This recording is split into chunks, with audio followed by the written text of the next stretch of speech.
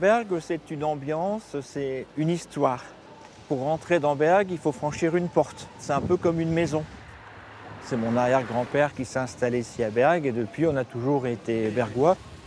Pour Jacques Martel, impossible de faire l'impasse sur le beffroi, une ascension indispensable pour s'immerger dans l'histoire de la ville. Il y a 194 marches pour monter jusqu'à la cabine du carillonneur.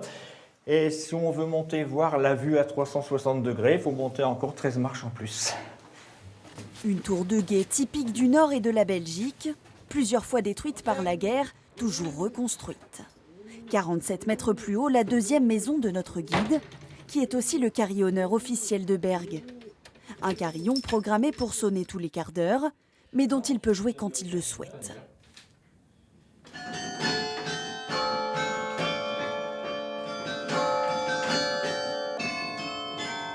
Un spectacle rare qui ne laisse jamais indifférent. C'était impressionnant, oui. Déjà, il y a de belles vues d'ici, puis avec la musique, ça nous rappelle des petits souvenirs de Bienvenue à Lechti, quoi. Bienvenue chez les Ch'tis, un film culte qui attire toujours les touristes, presque 20 ans après son tournage. Visiter Berg, c'est avant tout plonger dans le décor d'une des comédies les plus populaires de France. Dans les rues, quelques références au film plus ou moins discrètes.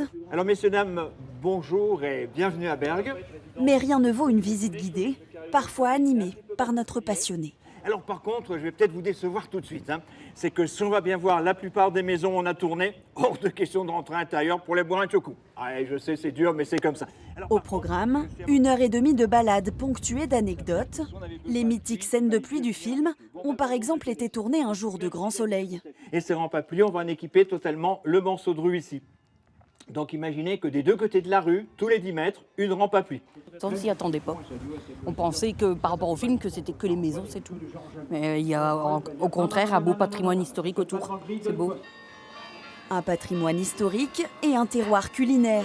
Sur la Grand Place, cette boucherie fabrique le produit le plus convoité de la ville, un héritage de l'occupation espagnole.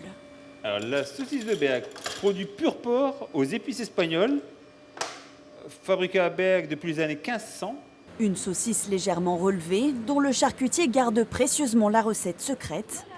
Bon, Roman, tu veux un petit bout de saucisse de Berg? Marie? Oui. C'est presque l'heure de l'apéro. Merci. Et que les habitants consomment surtout lors des traditionnels carnavals de la région. De quoi accompagner le fromage bergois, une autre spécialité, une culture locale découverte chaque année par plus de 70 000 visiteurs.